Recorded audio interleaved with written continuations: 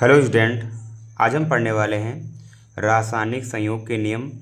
तो उसमें सबसे पहला नियम हमारा है द्रव्यमान संरक्षण का नियम। द्रव्यमान संरक्षण का नियम क्या कहता है? द्रव्य को ना तो उत्पन्न किया जा सकता है और ना ही नष्ट, पर उसकी अवस्था में परिवर्तन किया जा सकता है। यानी द्रव्य को ना तो हम उत्पन्न कर सकते हैं ना तो नष्ट कर सकते हैं, बस उसकी अवस्था में हम क्या कर सकते हैं? परिवर्तन कर सकते हैं। यही क्या कहलाता है? द्रव्यमान संरक्षण का नियम।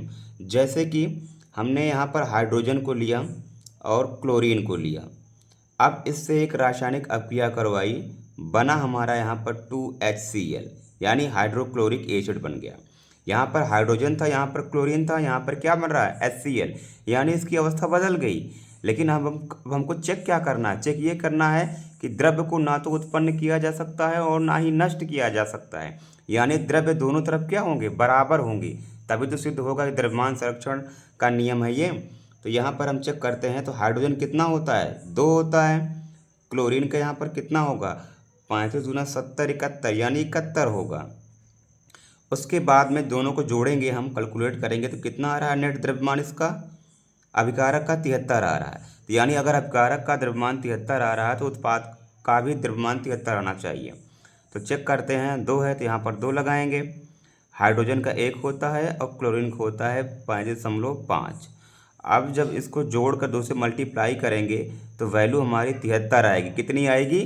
73 आएगी, जिससे सिद्ध होता है कि भैया द्रव्यमान को नष्ट नहीं कर सकते, क्योंकि द्रव्यमान अभिकारक में भी 73 था और उत्पाद में भी 73 है। यानी द्रव्यमान कभी नष्ट नहीं होता। इससे सिद्ध होता है द्रव्यमान हमेशा संरक्षित रहता है, बस उसकी अवस्था बदल जाती है।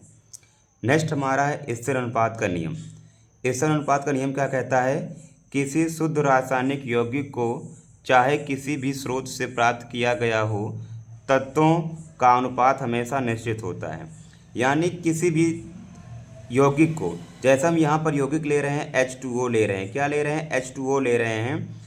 अब इसको हम चाहे तालाब से प्राप्त करें, चाहे कुएं से प्राप्त करें, चाहे जहाँ से प्राप्त करें या किसी रासायनिक अभिक्रिया से प्राप्त करें, हाइड्रोजन और ऑक्सीजन का जो अनुपात है वो हमेशा क्या रहेगा? एक जैसा रहेगा।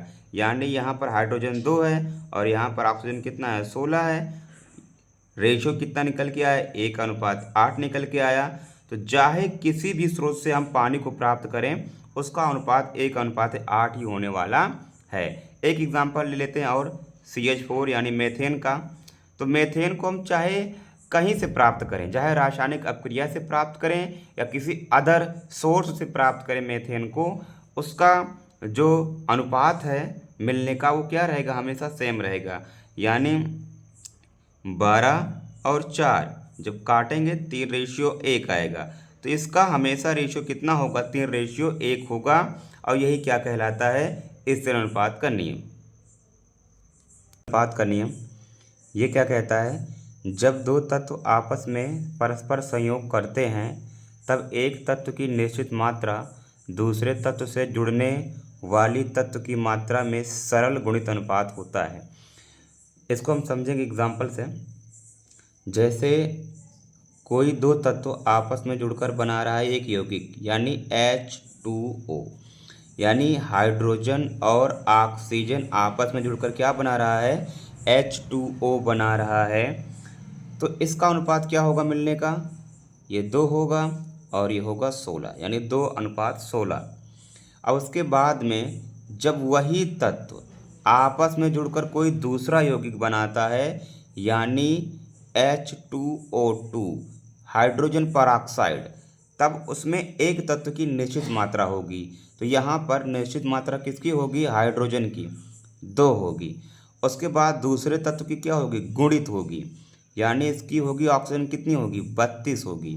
तो यहाँ पर एक तत्व की क्या है? निश्चित मात्रा है और दूसरे तत्व की क्या है? गुणित मात्रा है। यानी ये 16 है और ये क्या है? 32, यानी 2 गुना है। तो यही क्या कहलाता है? गुणित अनुपात का नियम,